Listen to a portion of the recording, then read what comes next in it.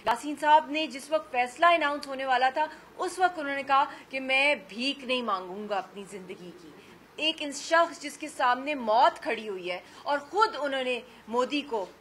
4 साल पहले कहा है कि खोल दो तिहाड़ के दरवाजे, मैं खुद आ रहा हूं। इतना न डर, इतना बहादुर और पुरअमन तहरीक का जो अलम उठाया। सबसे बड़ी बात जो डर है, जो वार्न करते रहे यासीन साहब, दुनिया को भी ये मैसेज देते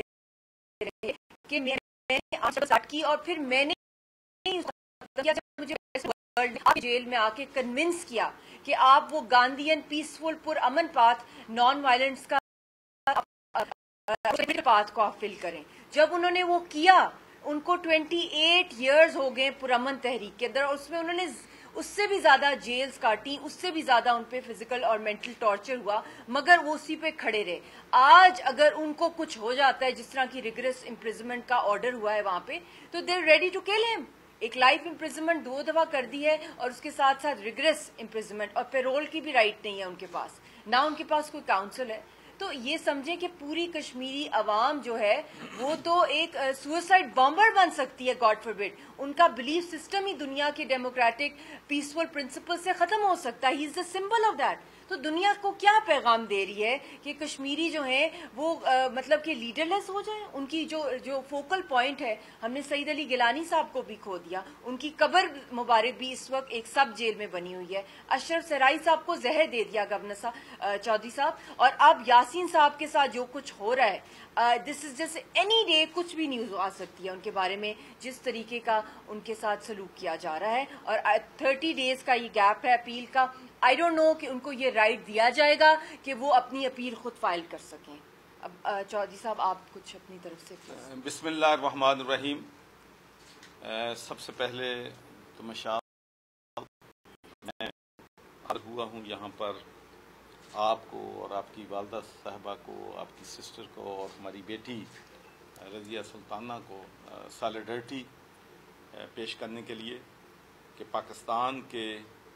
24 करोड़ अवाम और मकबूजा कश्मीर और आज़ाद कश्मीर और हमारे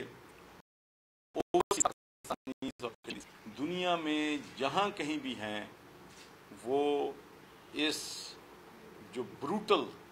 जो है इनह्यूमन फैसला जो है इंडिया की सुप्रीम कोर्ट ने किया है उसकी मजम्मत करते हैं।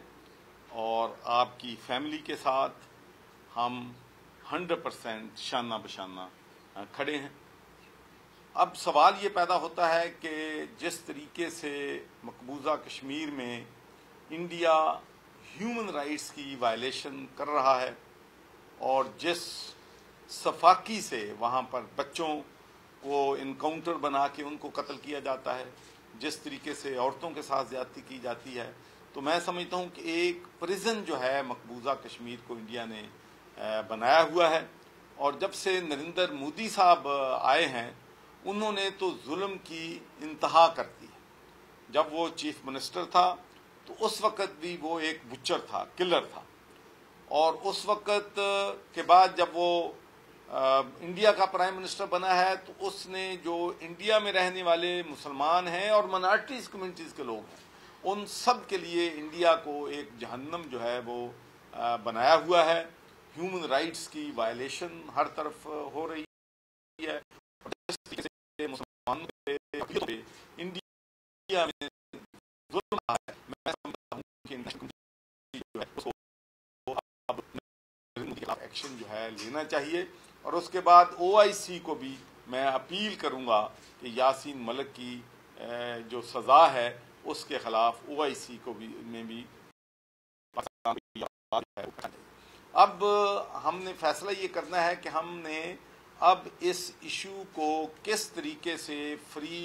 यासीन मलिक कैंपेन जो है वो पाकिस्तान में और दुनिया में लॉन्च करनी है। तो मैंने पिछले 1-2 दिन में बरतानिया के हाउस ऑफ लॉर्ड्स के मेंबर को, वहाँ के मेंबर्स ऑफ पार्लियामेंट को, यूरोपियन मेंबर्स ऑफ पार्लियामेंट से रब्ता किया है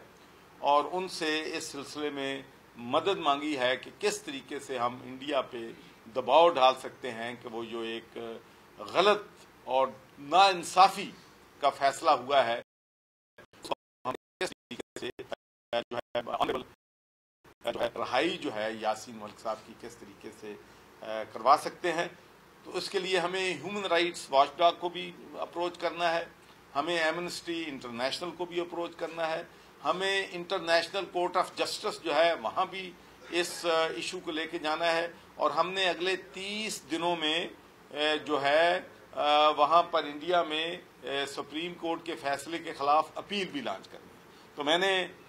مشال ملک سے کہا ہے کہ آپ مجھے اپنی فیملی کا ایک فرد سمجھیں, اور انشاءاللہ ہم بین الاقوامی فورم پہ بھی ہر جگہ یاسین ملک کی رہائی کے لیے کوشش کریں گے. اور ہم نے کیا ہے, اور انشاءاللہ سب سے پہلے ہم جو ہے برطانیہ کے ویزے کے لیے اپلائی کریں گے, اور وہاں سے جو ہمارے ہاؤس آف لارڈز کے ممبر ہیں, ہاؤس آف کامنز کے ممبر ہیں, اور وہاں پر جو آل پارٹی کشمیر گروپ ہے, آل پارٹی پارلیمنٹیرین پاکستانی گروپ ہے, ان کی طرف سے انویٹیشن آئے گی, اور ہم برطانیہ کی حکومت سے ریکویسٹ کریں گے کہ وہ مشال ملک کو موقع دے, تاکہ وہ یاسین ملک کا موقف جو ہے جس طریقے سے یہ ناانصافی ہے اس کے خلاف بین الاقوامی فورم پہ آواز جو ہے اٹھا سکیں. اور مجھے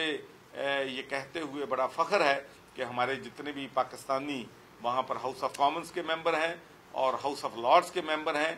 ان کا دل بھی چھلنی ہوا ہے, وہ بھی اس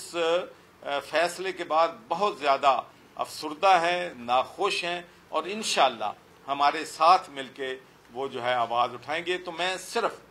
1 کروڑ ہمارے اوورسیز پاکستانیوں کو میسج دینا چاہتا ہوں کہ میرے بھائیوں بہنوں, یہ ایشو یہ ہے, یہ پارٹی پالیٹکس سے ابو ہے. یہ جو کمپین ہے یہ نان پولیٹیکل کمپین ہوگی, یہ صرف ایک مقصد کے لیے کمپین ہوگی. اور تمام میں نے دیکھا ہے کہ میں نے اپنی زندگی کا بڑا حصہ گزارا ہے, میں یورپ میں گیا ہوں, پورے پاکستانی جو ہیں ہر ایشو پہ مختلف اپینین رکھ سکتے ہیں, لیکن جب کشمیر کی بات آئے گی, جب یاسین ملک کی بات آئے گی, یہ چٹان کی طرح متحد ہوں گے. کوئی ان میں آپس میں نہیں ہوگا کہ فلاں کا کس پارٹی سے. ہم انشاءاللہ انٹرنیشنل ٹور کے لیے نکلیں گے, تو جہاں جہاں بھی ہم جائیں گے کمپین کریں گے. تمام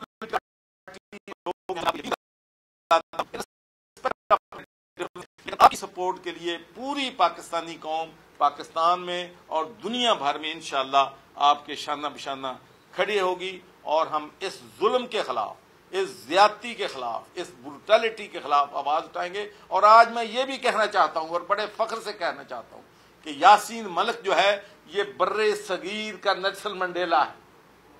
اور ہمیں دنیا کو بتانا ہے کہ یہ فریڈم فائٹر ہے, یہ دہشت گرد نہیں ہے. جو شخص یہ کہتا ہے کہ میں گاندھی کی نان وائلنس پالیسی پہ عمل کرنے والا ہوں, میں قائد اعظم محمد علی جناح کی نان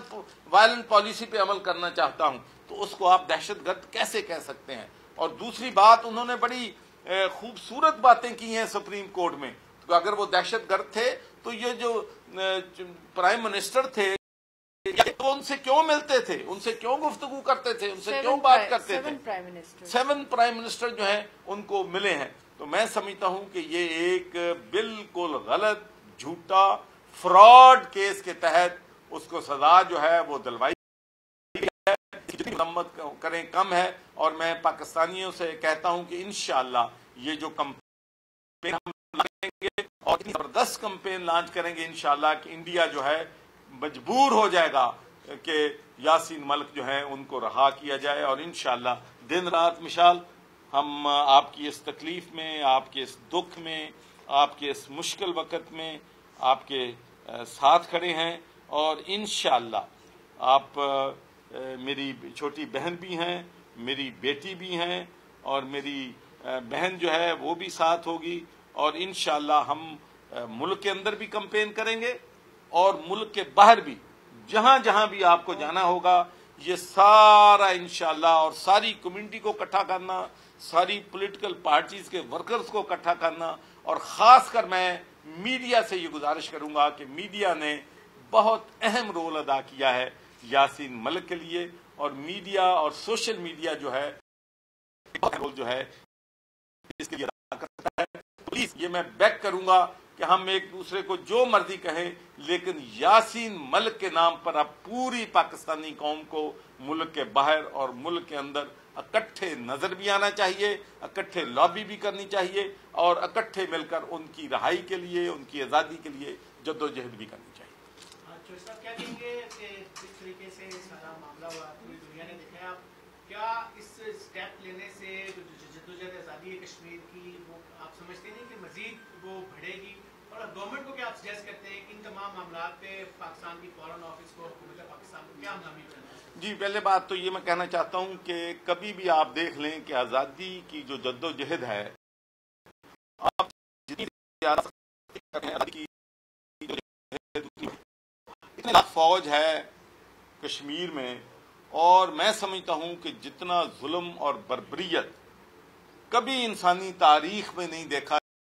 جتنا انڈیا نے کشمیر کے جو مسلمان ہیں لیکن ان کی آزادی کی جدوجہد جو ہے آج بھی پہلے سے زیادہ بڑھتی ہے۔ تو اس میں آپ دیکھ لیں کہ جب پاکستان کا یوم آزادی ہوتا ہے تو کشمیر میں پاکستان کے جھنڈے لگتے ہیں، جب انڈیا کا یوم آزادی ہوتا ہے تو وہاں پر ظلم اور بربریت انہوں نے کیا ہے، اس کی وجہ سے اتنا غصہ اور ناراضگی ہے، اور خاص کر یاسین ملک کو جو سزا ہوئی ہے اس کے بعد تو کشمیر کا بچہ اپنی جان دینے کے لیے تیار ہے یاسین ملک کے لیے، اور پوری نیشن جو ہے وہ یاسین ملک کے ساتھ کھڑی ہے۔ کو میں ضرور یہ کہوں گا کہ ہمیں بین الاقوامی فورم پہ اس آواز کو اٹھانا ہے، ہمارے فارن آفس کو بھی اٹھانا ہے، اور ان کے لیے اگر ڈپلومیٹک پاسپورٹ کا ایشو ہے تو اس کو بھی ہمیں امیڈیٹلی حل کرنا چاہیے۔ اور میں آج یہاں پر اپنی افواج پاکستان کو بھی، دیکھیں یہ میرا 40 سال کا پالیٹکس کا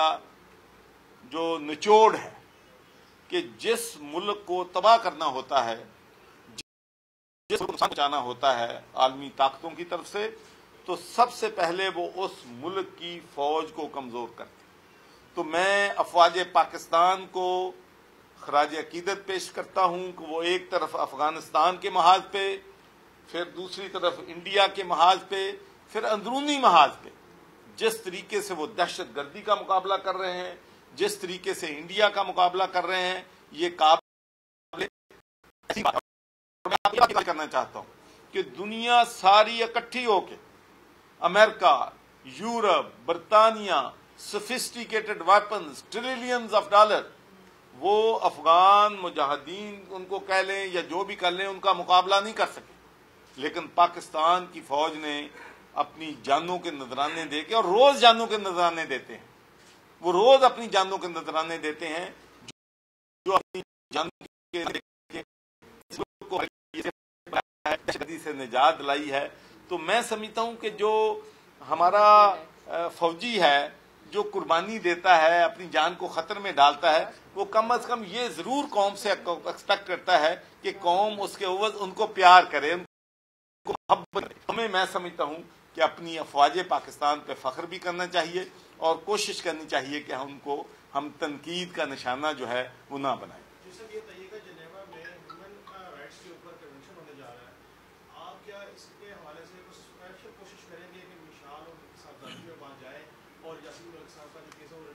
ہر ممکن ہم انشاءاللہ ایک گروپ جو ہے اس کی تشکیل دیں گے، جس میں میڈیا کے لوگ بھی ہوں گے، جس میں ہمارے تمام پولیٹیکل پارٹیز کے لوگ، ایک پولیٹیکل پارٹی گروپ میں اور انشاءاللہ اس پہ ہم جو ہے وہ کام کریں گے۔ تھینک یو، بہت شکریہ، thank you ji, thank you آپ سب کا،